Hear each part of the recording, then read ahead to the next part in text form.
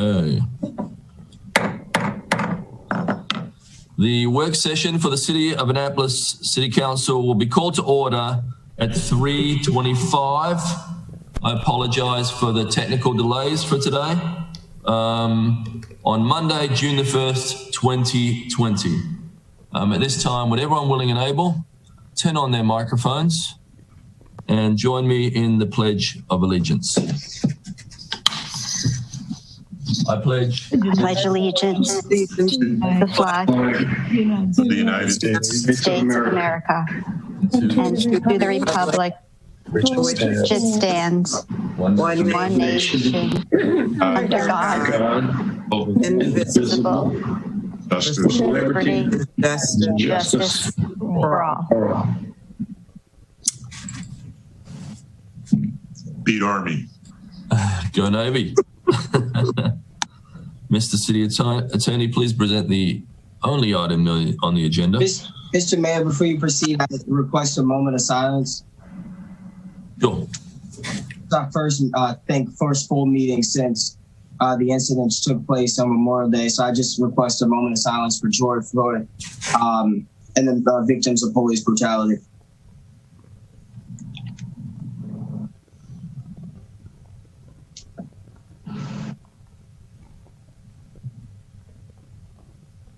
Thank you. Thank you, and thank you for all your hard work, Alderman Gay. You really shown some fantastic leadership. We really appreciate it. Mr. City Attorney, please present the first on the agenda.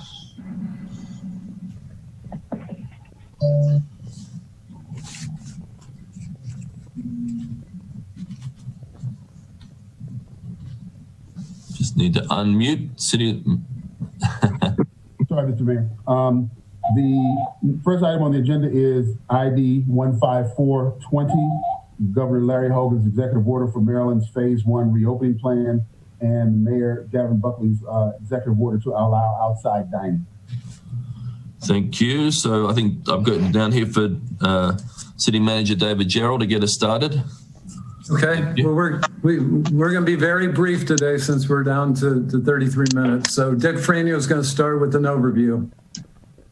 Yeah, I'm going to go very fast because we are short on time. And, obviously our task force is busy doing many things, consulting one-on-one and industry group meetings. We got a lodging one this week, but right now we're on to the reopening. And if you just look at the one slide I've got after the agenda, can everyone look at that? A picture's worth 1,000 words. I talked a lot about the state of our business with the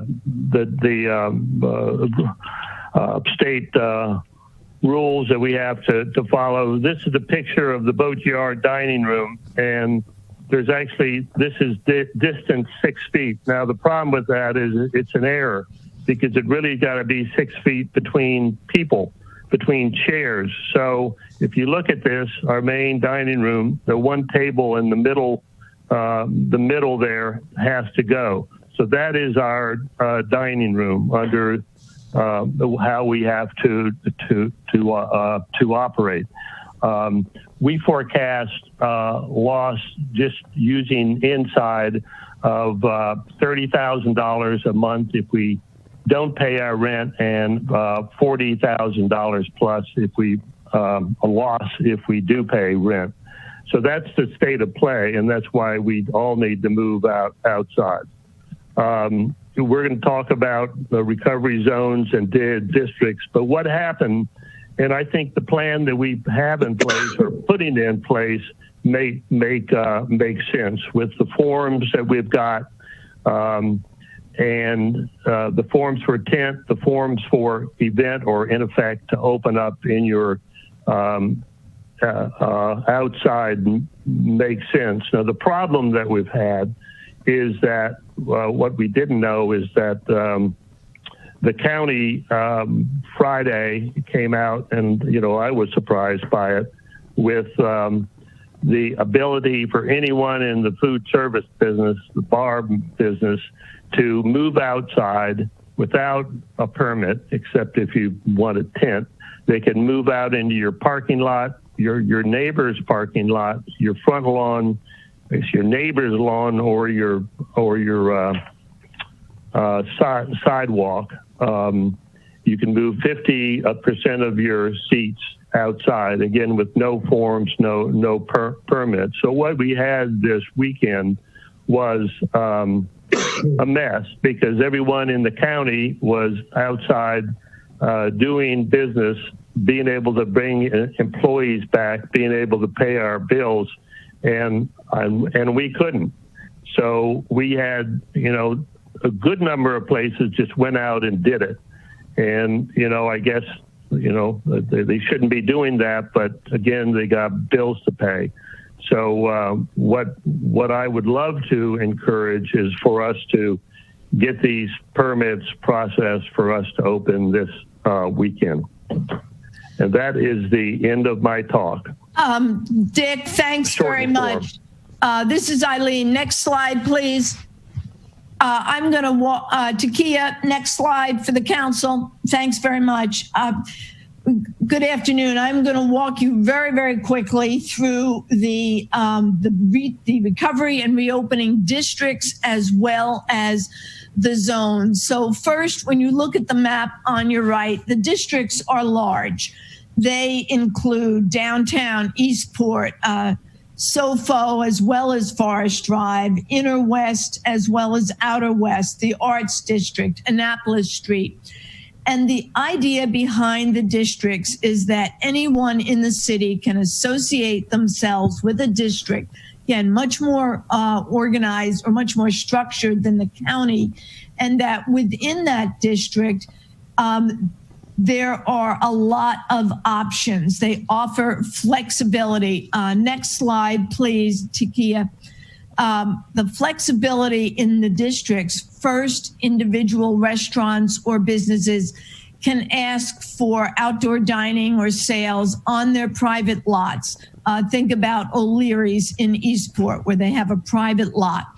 Or they can ask for that same ability to put outdoor tables or retail on city land, such as parking spaces. That image in the right-hand corner of a parklet in West Annapolis is a very good example of how that would work.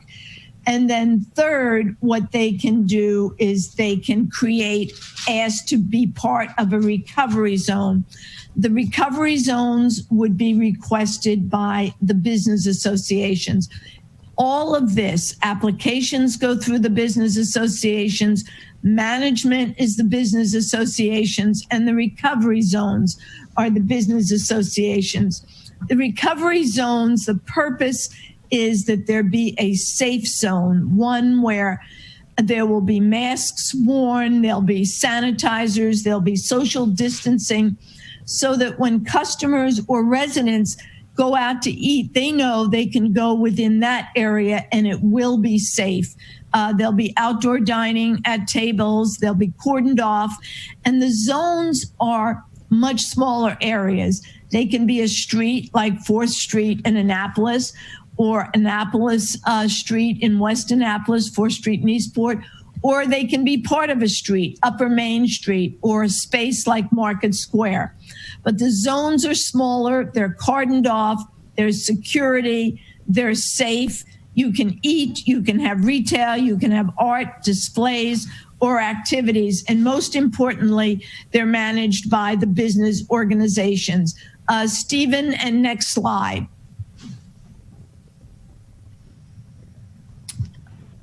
Oh, I'm sorry, it's David. I jumped ahead. David, you are next. And I don't think I have a slide, so I'm just going to run through some comments very briefly. So the objective for this, from the city side, was to have safe and memorable events and to have an expedited and really simplified application and permitting process. We didn't want to drag this out forever. It needs to be very nimble and very quick, and that's the process that we put in place. So it's been a full court press by all the departments. I'm just going to briefly run through what each department's responsibilities in this have been. So planning is the one that put together this process for getting the permits. It's being managed by Felicia Nolan as our special events coordinator because we're using special events applications and permits for these functions. Public Works has all of the traffic control, maintenance of traffic, street closure issues, as well as figuring how we're still going to pick up trash and keep the streets clean through these events. Police have security and traffic control plus compliance with the governor's orders and all the other executive orders. Transportation has had to make some short-term transit changes during these events, and they also have parking responsibilities. And then fire, of course, has to have access to all of these areas, so they have a voice in all of that. On the private sector side, the assignments that we have given them or the responsibilities, they have to apply. I mentioned the special events permits. We structured this so they're coming in, instead of from each of the businesses, they're coming in from the business association. So the businesses work with their business association, get the application together, they submit it to Felicia Nolan, she farms it out to each of the departments, gets comments back, and then gets back with the businesses. So they have to apply, they have to do the layout for the area that they want to operate within, they have to set tables and chairs, make arrangements for restrooms. They have security within the footprint of the recovery zone. And they enforce rules as much as they can. If they need assistance, and they call police.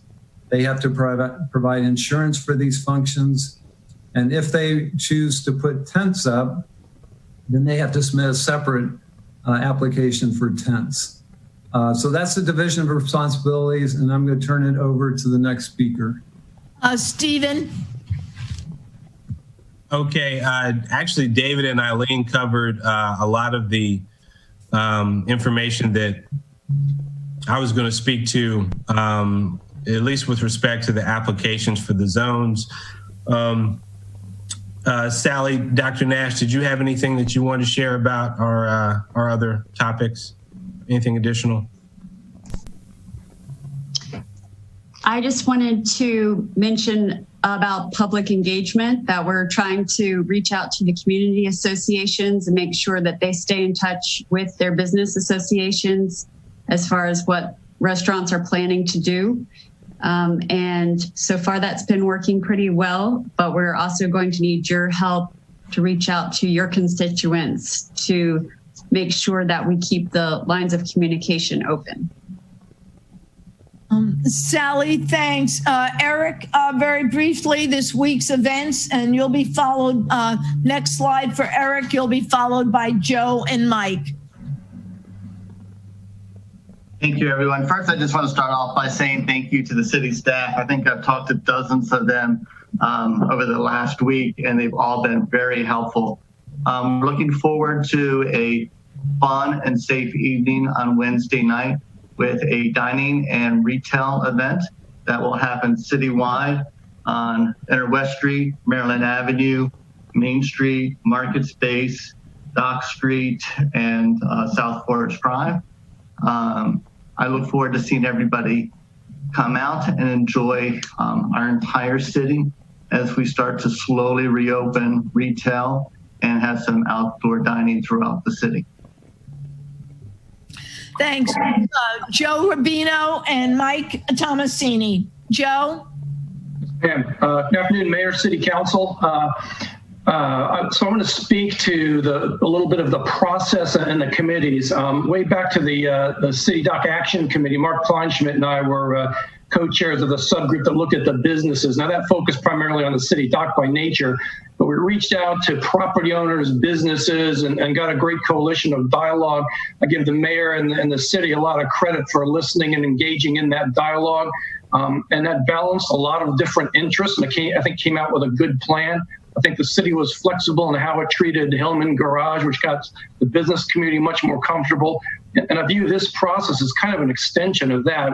Coming off of that program, now we're in this pandemic crisis, and I think the recovery task force now is that subset, but grown a bit further. And Mike Tomasini, who's online with us, is a co-chair with me on looking at this intergovernmental and advocacy group, and Alderman Finlayson's on it. And we've had robust dialogue about what's in the art of the possible. How do we reach out to the business community, things that'll make work or help us work? What's in the art of the possible? Alderman Tierney has also had a robust dialogue with this group.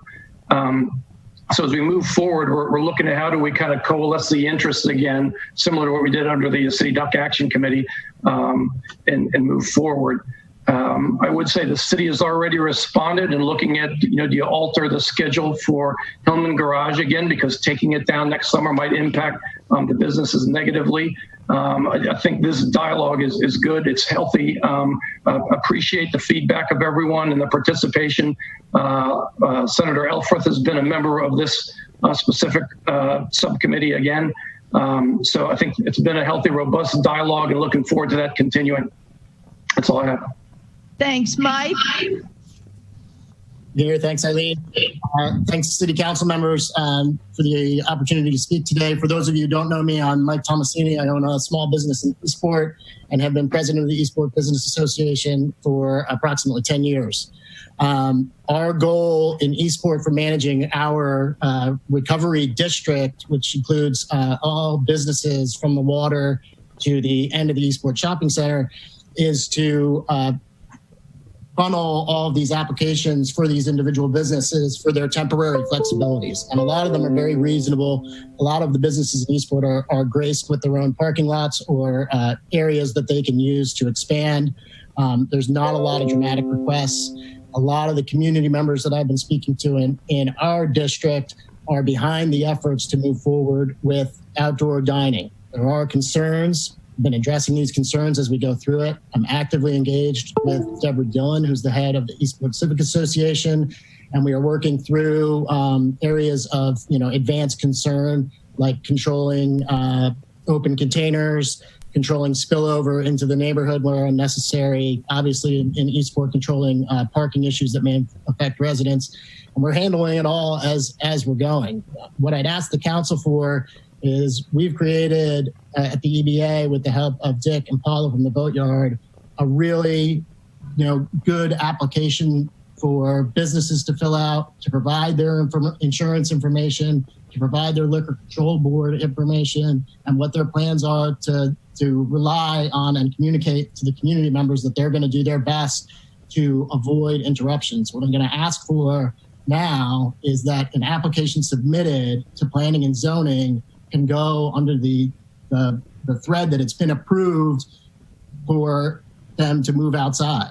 They can move outside now, and if there are problems with their application as it's being more thoroughly reviewed, they can move forward and adjust as necessary. My worry is if we hold these things up, not only are these flexibilities temporary, but the summer is also temporary. And this is the only chance we're going to get. This is the only chance we're going to get to move outside and use the seasonable weather to help bring back employees and get them back to work. And I don't think if we let June slip by, if we let the 4th of July slip by the time September rolls around, there's not going to be much time left to salvage anything for some of these small businesses. Eastport has already lost 2. I'd rather not lose another 2.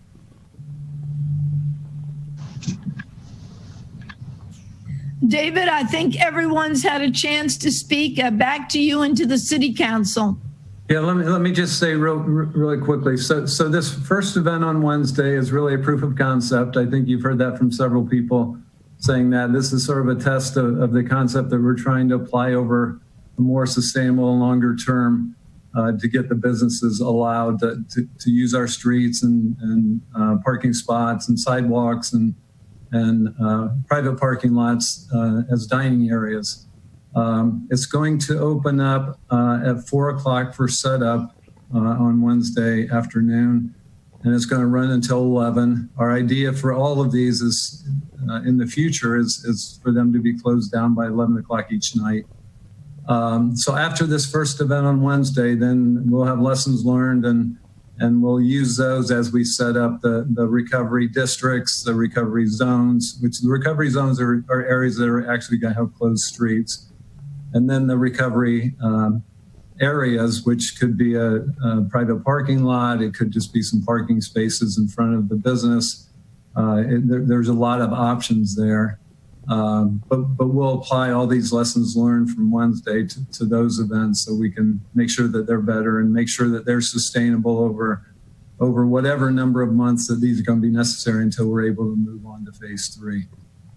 So with that, I'll turn it back over to the mayor and for any of your questions. Alderwoman Finlayson had a hand up first. Yes, thank you, Mr. Mayor. Is the plan to open on a rotating basis through the different recovery zones or areas? Wednesday night, is that just for Main Street, West Street? Exactly what's opening on Wednesday, and when does everybody else play into this? So I'll jump in and answer that first, and then the other panelists can certainly add to that. So no, it's not a rotating basis. It's the recovery zones defined right now include Inner West Street, Main Street from Francis Street up to Church Circle, Maryland Avenue, the first block, so the block closest to the state capitol.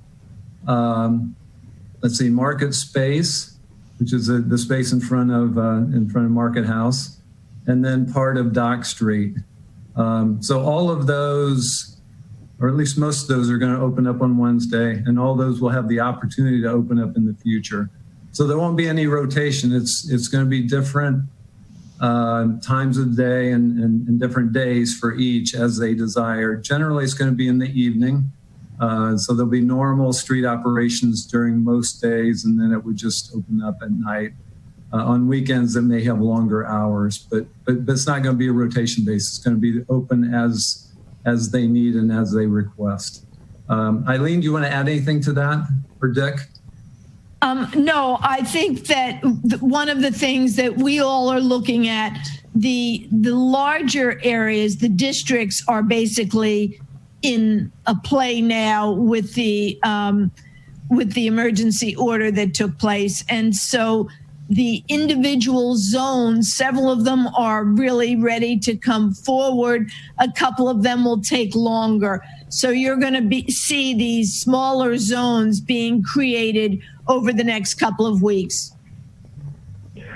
Yeah, if I could just add one thing. The districts, obviously we're opening the downtown first. Then the districts, through their business association head, will organize getting every place to fill out the permits and to get them filed. The other two zones I should add, Eastport is a district. We named 4th Street as a zone. And the only reason we're not going to open up 4th Street, we've got a city bus going down it. The only reason that we did is a bunch of artists came and said, could we do a night or two throughout the summer and close the street and have an art thing? And I said, great, wouldn't that be great? And so we named it a zone for just one or two events, but we really are a district. I think that's the same for Annapolis Street too. I think they just plan several events, but it's not, I don't believe they plan on closing it for a long time. So that's why they're called a zone. May I add another question, and then I'll be done. One of the concerns in our subcommittee was the timeline, the time that it takes to get the applications through. And so, Mike, from a perspective of a business association, are you giving a timeline for the businesses to get the applications to you? And then I think the bigger question is for Sally, what's going to be the turnaround out of the planning and zoning department to get these applications approved and to get them back to the businesses? Thanks, Sheila. Good question. So on the Eastport side, what I did right away when I got the finalized permit from Felicia was I completed the permit for the application of my district and zone in Eastport. After a long conversation with Felicia about how she'd like to see things come in, the EBA standardized a form for each restaurant to fill out with liquor information, seating, a map, insurance information, and an acceptance of the best practices for public health. So every business that applies through EBA for a temporary flexibility is going to follow that format. They're going to submit it to me. I'm going to pass it directly to Felicia, who is going to acknowledge that she received it, and then I'll be able to kick it right back to that business, whether they're a member of the EBA or not. So that's, I sent out my version of the information that we want to pass to the city on Sunday morning, first thing. By the time we kicked off this meeting, I had received 6 or 7 back. I anticipate receiving the rest over the next day or so, because there were some things to add. The city as an additional insured, which takes time to get an insurance broker to do that. So I would imagine Eastport will have all of its applications in from the restaurants and the bars and clubs here in Eastport, 25 of them, by the end of the day tomorrow. Sally? And Mike is doing a great job getting all of his cats herded, and we are going to be able to process applications quicker if other business associations can be as organized and get all of the information from participating businesses together to submit under one cover. To Felicia, she's going to be taking in these applications, which we're calling special events permits, but we've modified them for these recovery reopening districts and zones. Planning and zoning will be taking directly tent permits. If the business chooses to have a tent that is larger than 120 square feet, they need to apply for a permit. We're looking at ways to turn those around within 24 hours, which largely depends on making sure we get all the information we need, like the fire rating certificate of the tent, which is a big deal, not necessarily for planning and zoning, but for the fire marshal's office, who we will coordinate with. Thank you. So next was Alderman Arnett, and then Alderwoman Tierney after that. I think Mike wanted to follow up with a statement, Mr. Mayor. Mike? Just real quick, I'm willing to share the form we've created with any of the other business districts if they want to use it and it simplifies the process for P&Z. I'm happy to help that happen. So anybody who's on, who's the head of another business association wants to share, I'd be happy to share it. Can you share it with me, Mike?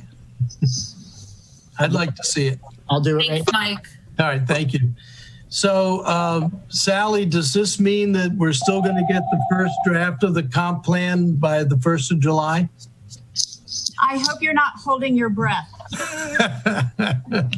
I bet you are hoping I'll hold my breath. Some really big questions that have to do with the executive order, not the least of which is there's no mention of districts in the executive order. So it would really be nice to get districts and zones and what the difference is defined. And I sent this to all of the council members with a set of questions. And Mike, it would really be interesting to see how people are going to fill out the form. So some of the questions I asked were hours of operation. Are all the restaurants going to be 4 to 11? How many seats are they going to have? Are they open every day of the week from now on?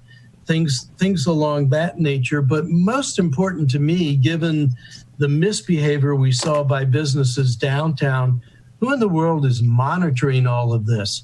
Who's going to be taking the temperatures? And by the way, in the executive order, it says the temperatures are going to be taken in the zones. Again, who's taking those temperatures? And what if someone has a fever? Do they have the authority to send them away? There are a lot of questions about the executive order that I won't ask here, but I do have a lot of questions about it, not the least of which is the opening statement saying we're opening the restaurants to prevent and control the spread of the virus. I don't know how that's doing anything like that. But the last question / statement I would make is, when is the community going to get involved? I keep getting people asking me about it. What restaurant's going to be open next to me, and what are their hours of operations, and who's going to be monitoring and controlling the noise and the behavior and those sorts of things. Mike, I think you mentioned in passing you've been working with Deborah Dillon, I've actually been calling her too, and I didn't have the sense she knew any more about any of this than I did. She hadn't seen the exec. In fact, I wonder how many people on the council have yet seen the executive order, and how many people on the council yet have seen the generic application form. So, you know, I have some real feelings of unease. I get it, why we want to get restaurants open and businesses back on their feet, but I do think that there's an awful lot of things that are unanswered here, and protection from the virus, I'm sorry, is still, to me, the #1 priority. And so things like temperature taking and keeping people properly distanced and those things, somebody's got to be monitoring that, and somebody's got to be telling people, restaurants, when they're not doing it properly, that they got to stop it. And if they don't stop it, do they get their permit withdrawn? Who's going to be doing all that adjudication? That's my single question. So, Ross, we don't have any thermometers, so we're still trying to source 7,000 of them. No, we pulled back on that plan. But we did order, I think, 100 or something like that. But they are very hard to source, the ones where you don't touch someone, just the forehead thermometers. So, you know, we're going to set up sanitization stations. We're going to set up kind of barriers, but they're porous. It's not going to be perfect. It's just a layer. We've seen it on television. It's what they're doing in other countries. And it's an attempt. And this is a best practices thing. Are we going to stop the virus? No, but if you spread tables out and you do outdoor seating, it's a better option for you than being inside for seating. So there's nothing new here. Dave could sort of elaborate if you want. Kevin, it says right here in the executive order, all individuals will have their temperature taken. So is the executive order already obsolete? We're asking that. It doesn't say ask, it says all will. And by the way, there's a question I've heard from someone saying, is the city underwriting all of this? Are we the insurer? No. So the answer to that's no. And the answer to the compliance and the resolution of issues is that we're going to have police presence in all of these areas. But also within the recovery zones, the business associations are going to have security people as well to just make sure that things go the way they're supposed to go. But if there's compliance issues with the 6 feet or with servers not wearing masks, we would hope that first the restaurant owners would take care of that. If they can, then it goes to the business association president. And if they can, then they call police and police come and deal with those. We had a couple of those situations over the weekend. The police responded. They very politely asked the businesses to come within the rules of the government's orders, and they did that. So we anticipate that will happen here. If it doesn't, then the police will have to deal with it and take appropriate action. This is Eileen. I want to, Ross, add to what the mayor and the city manager just said. In terms of outreach, we went out a couple of weeks ago, had a large meeting with Councilwoman Tierney, the mayor, the city manager, and all of the Ward 1 group to talk about what was transpiring. And now what you're starting to see, the same kind of thing, and that's, I think, what Mike Tomasini and Dick are going to be doing in Eastport, and Sally is going to be doing it throughout all of the areas. So that's in terms of the outreach, what is taking place. And I think the other observation is this is highly structured in contrast to Anne Arundel County. Just for example, some of the restaurants have gotten back, as you heard, to Dick and to all of us, that why can't we just do whatever we want, which is what we can do in the county. So the city in almost no time has done an amazing job of structuring it so that you have business associations, you have accountability. And with that said, is it all worked out? No. But will it be as it rolls out? Yes.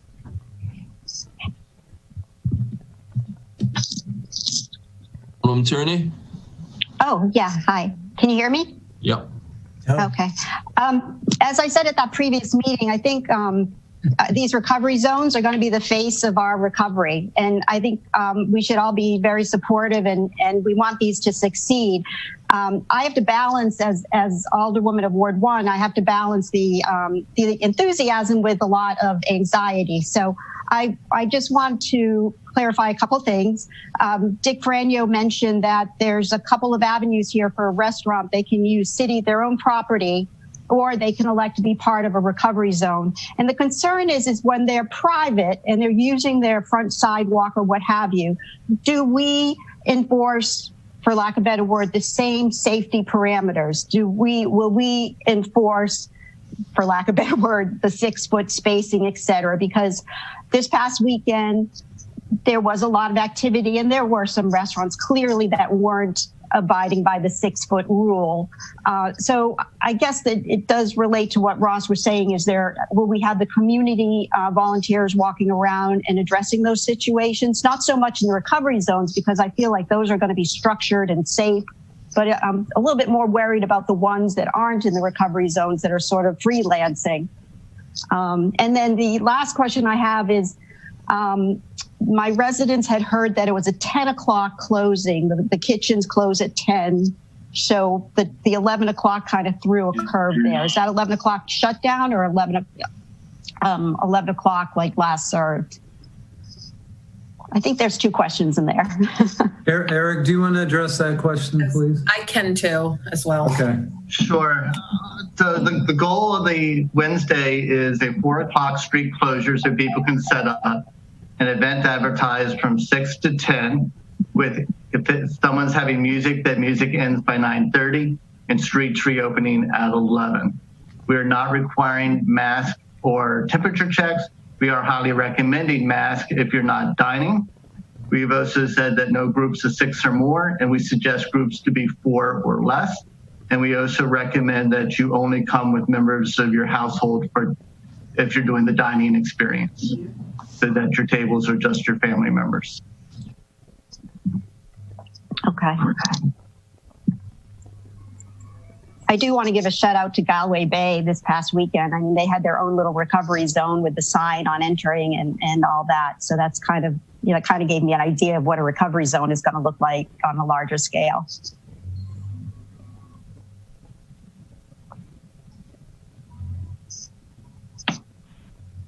Felicia, did you want to say something? I was going to say the exact same thing Eric said. Think so. Okay. Oh yeah. And will there be the community volunteers with the yellow vests walking around as well, or is that concluded? No, that's not concluded. I'm not. Oh. We should have that on Wednesday, so I'll follow up with that. We definitely will on weekends going forward, and we'll set them up for Wednesday as well. Yeah, and, thank you. And also, a shout out to you, David. The markings on the bulkhead were amazing. The 6 foot on center, that really made a huge difference. And you put them up so quickly. I think you did that. Thank you. That was the mayor's idea. Give him the credit. Okay. Yeah, but that was awesome. Thank you very much for all your hard work.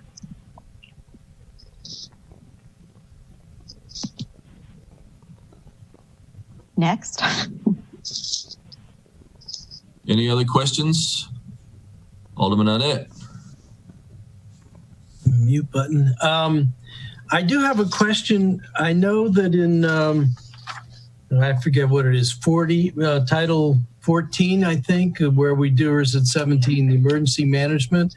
But this waiving of all of the inconsistent laws, is that something we can just do? It does seem to me there has to be something. For example, we're serving alcohol outside. The code and the rules are you can't do that.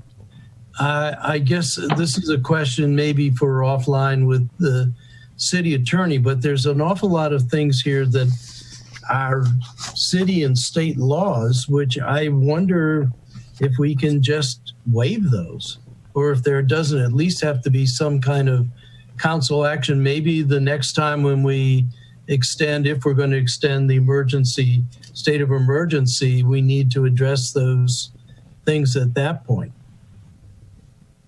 To the city attorney on that. Yeah, sure, Mr. Mayor, I can address that. Basically, we've opined and recommended that the setup with recovery zones is appropriate and legal for the mayor to do under the executive order as described. Basically, what we're doing is we're taking the legal parameters of an existing liquor license and doing two extensions under the state's order. One, we're extending the timing of liquor licenses that have expired to the end of the executive order at the state level.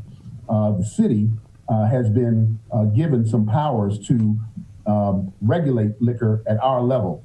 We have advised that the liquor license, which is contained for a restaurant or establishment inside, as long as we're allowing an outside controlled area, that inside liquor license can be established outside by the mayor, as long as we are allowing through a permit process that we've set up, a monitorable way for this inside activity to be outside.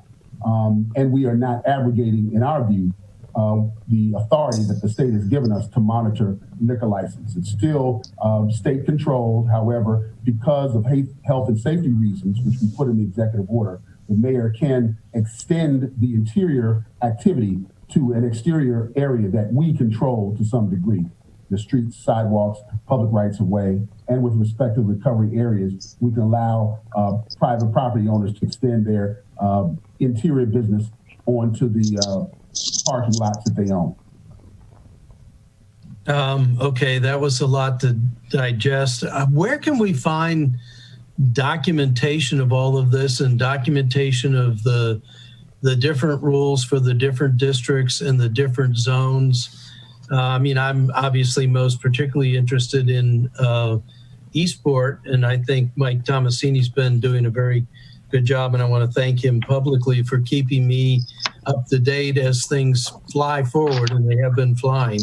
But it just seemed to me that there ought to be some place where people, our constituents, can go to find out the rules of the road in their particular area.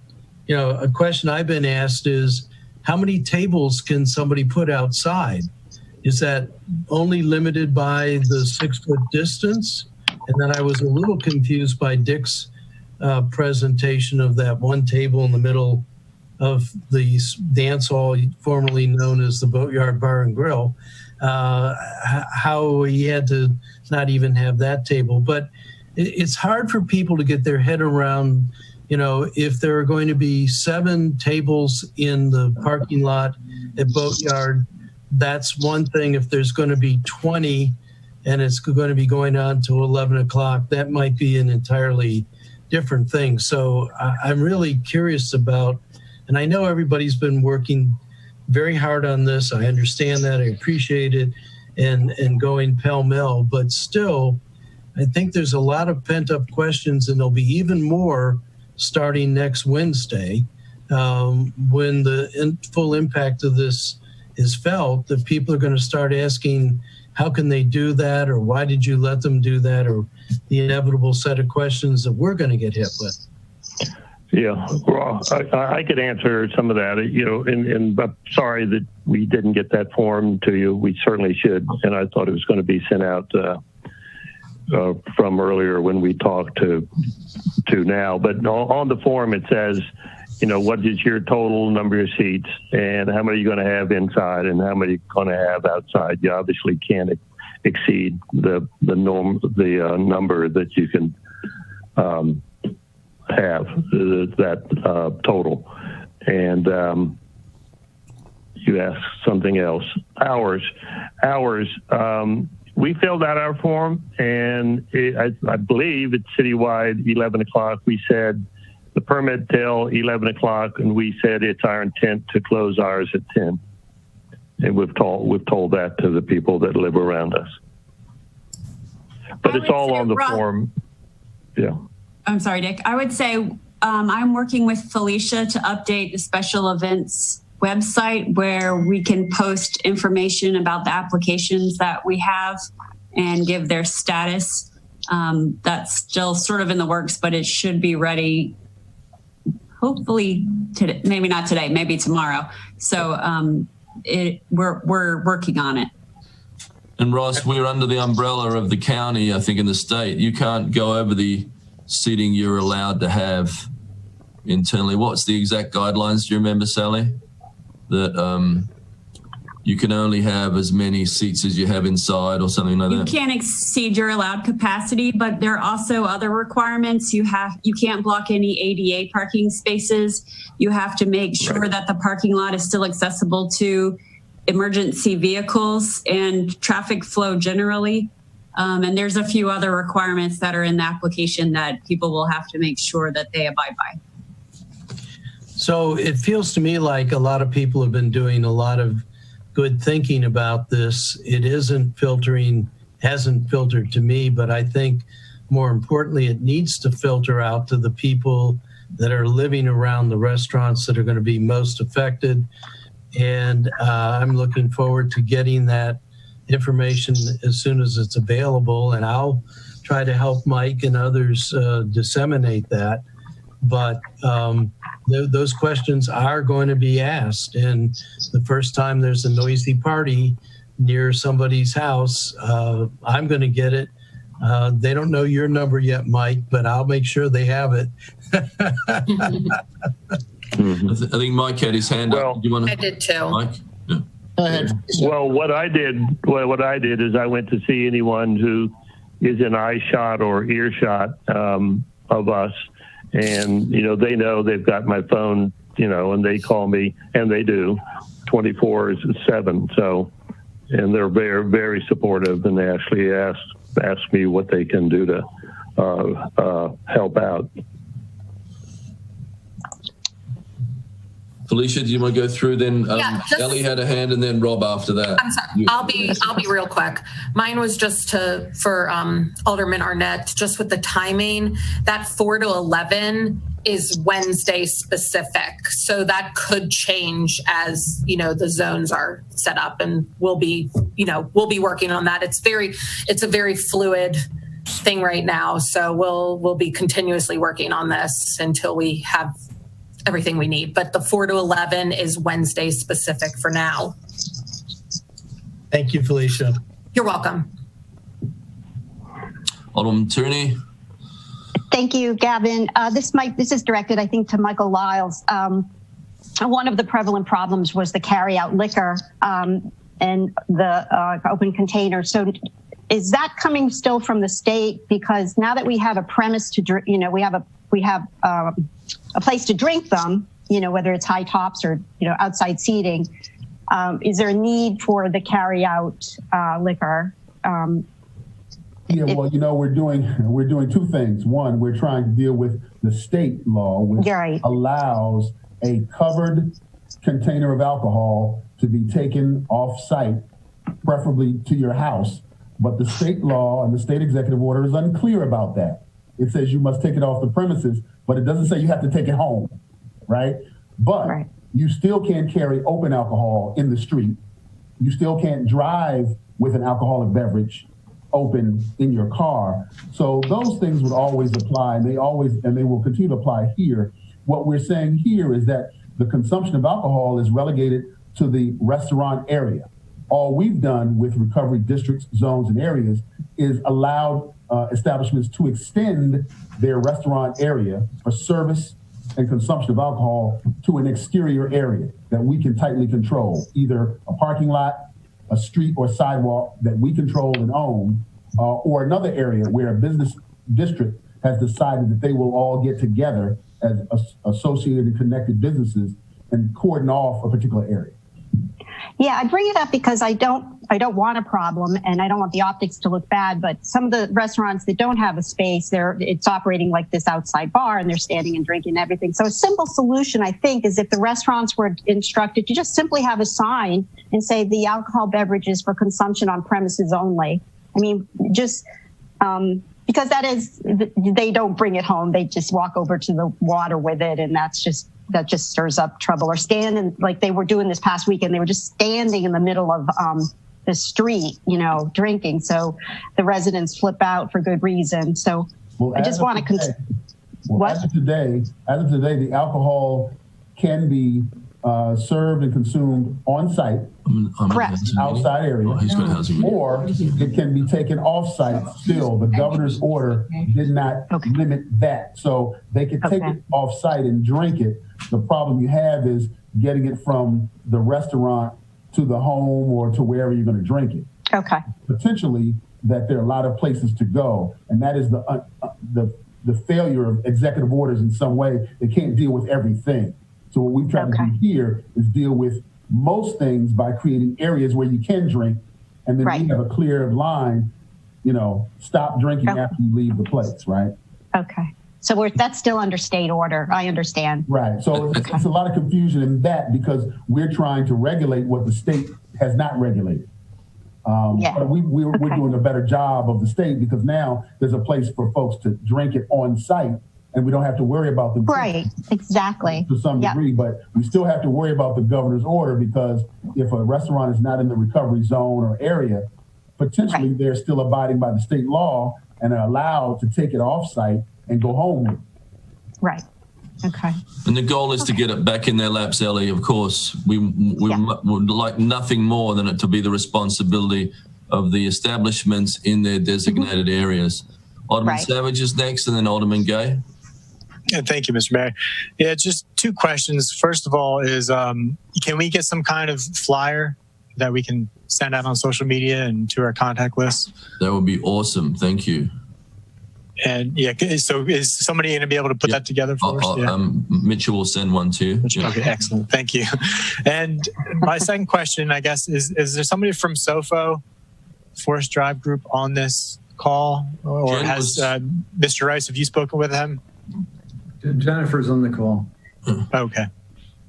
Yes, I have Jennifer Balducci. At least she's still, she may be tied up, but she is on the call. And they are planning to do something on the 3rd. On what? On the 3rd. On the 3rd. Okay. Planning to do something on Wednesday.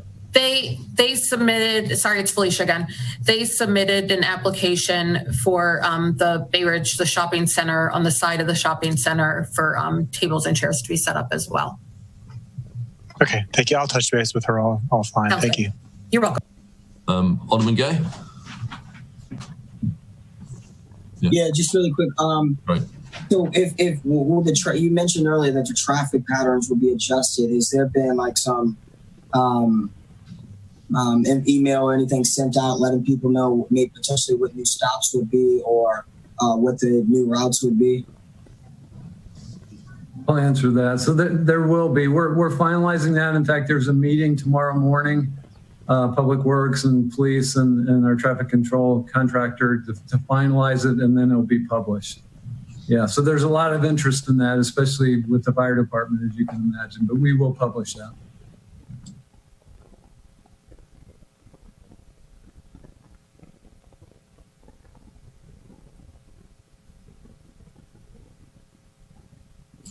Any other questions? I know Alderman Gay has a housing meeting he's trying to get to. Is that right, Dewan? So if I could just say, Wednesday's a pilot.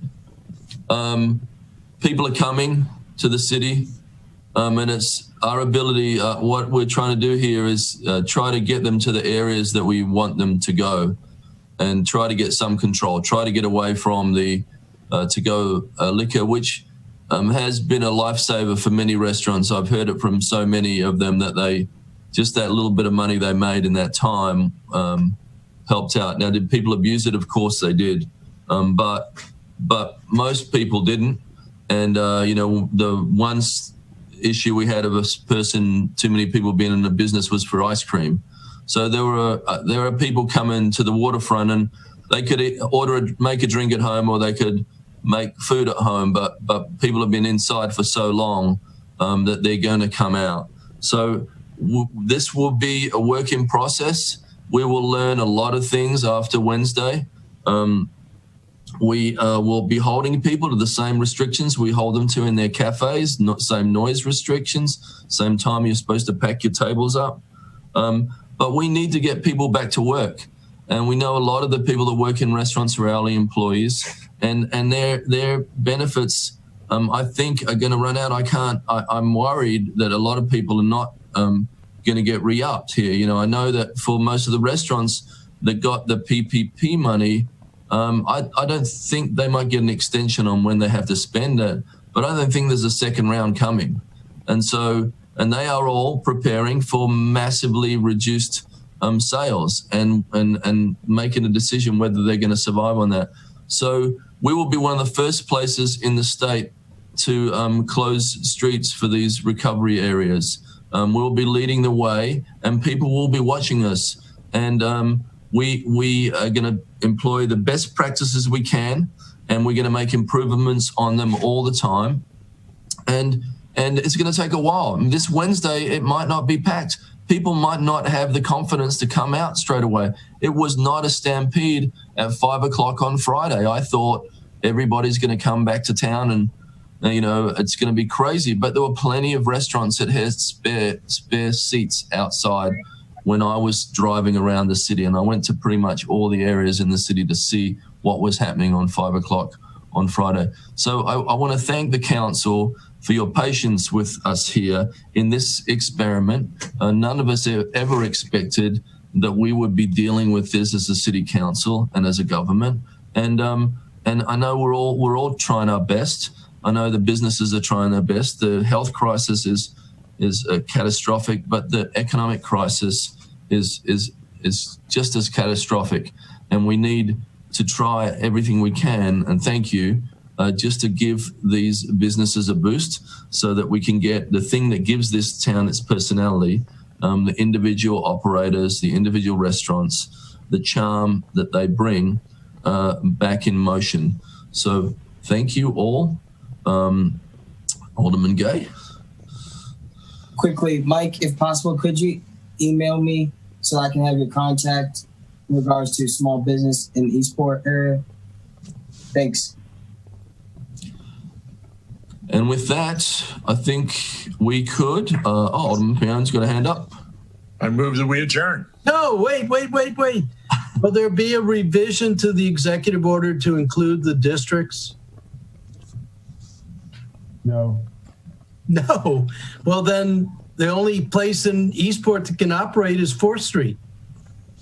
We think that we wrote the order in a way to make it more general, so that the mayor has the ability and discretion to extend and expand these areas. The executive order just gives him the authority to establish these areas, these geographic locations, whether you call them zones, districts, or areas. If we get more specific than that, we'd end up having a 15-page executive order, which wouldn't be prudent or appropriate given the situation that we're addressing. So the only restaurants in Eastport that can do this are on 4th Street. None of the rest of Eastport, because all the executive order talks about is the 4th Street zone in Eastport. Well, as it said in the order, the areas can be extended or expanded as necessary.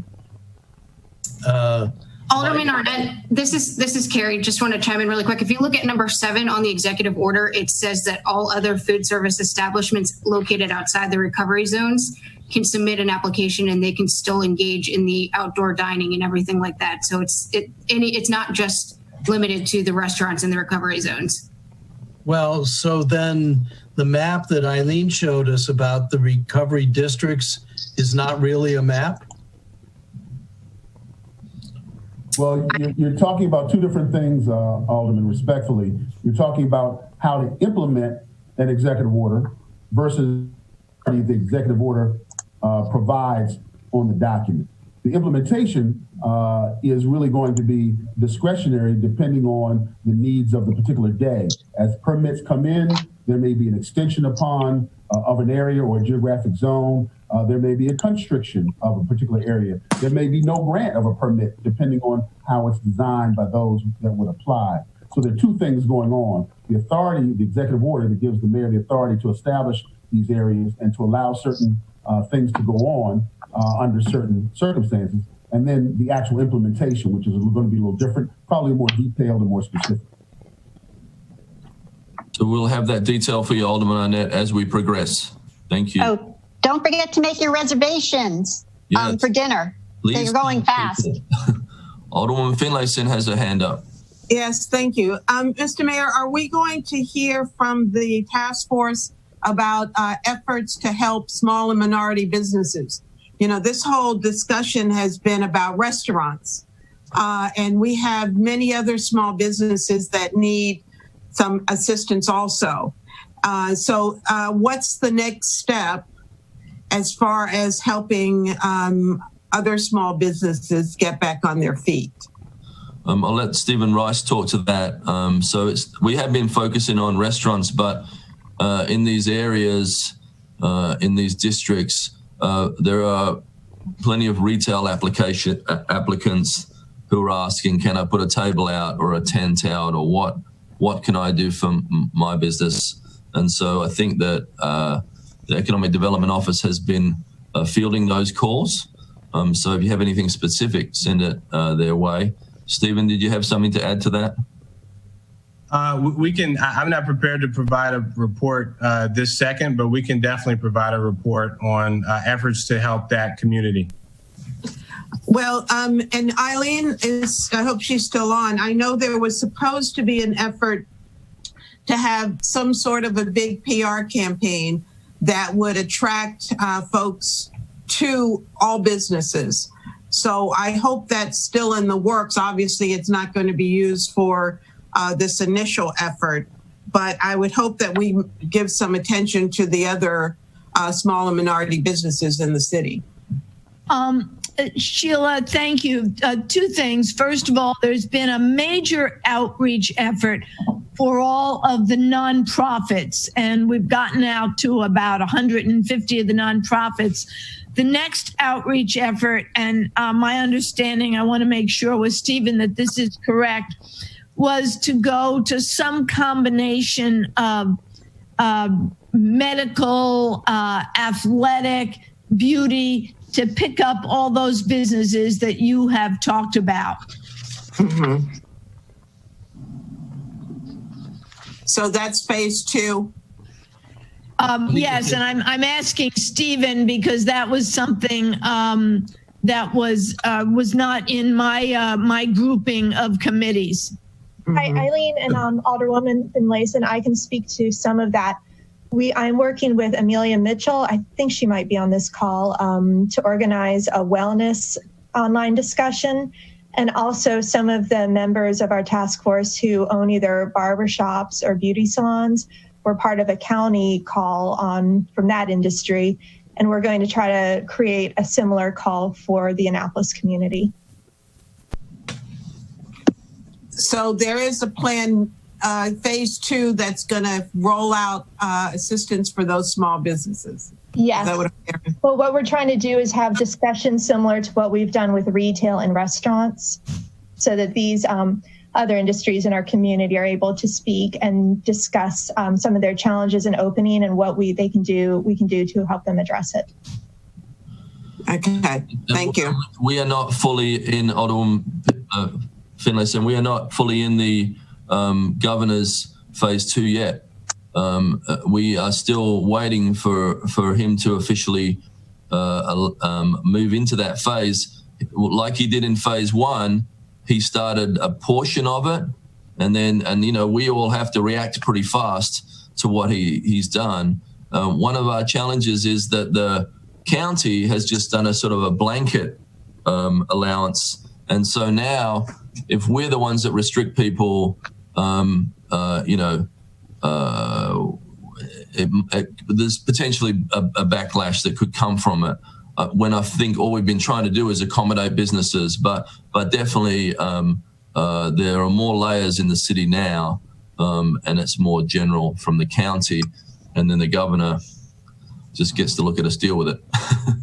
Mr. Mayor, didn't you open businesses, or at least allow them to have one or two people. Did I read that somewhere that even before the county? We had one variation from the county. They were their allowance for retail was curbside, and then we knew that businesses on Main Street would open, so we asked to modify our curbside to just allow one person in, one person out. Since then, and since the county's executive order on Friday, they now allow one person per 150 square feet, I think. And then it's a 100 per barber shop or beauty shop. So that's a broader allowance. So we have, like we did at the last meeting, we have followed with our last press release. We've followed in line with the county now. Okay, thank you.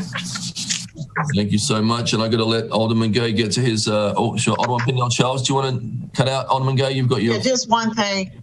Yeah, I know Alderwoman Finlayson had mentioned about the webinars, and I'm in the process of looking at my 800 businesses to see if we can't bundle some of those and put them in some kind of categories for a webinar. So great idea, great suggestion. Thank you. Okay, we got to give you the Zoom, Alderman Gay, because we're hogging it up now. So, Alderman Payon? I move that we adjourn. All those in favor say aye. Aye. Thank you all.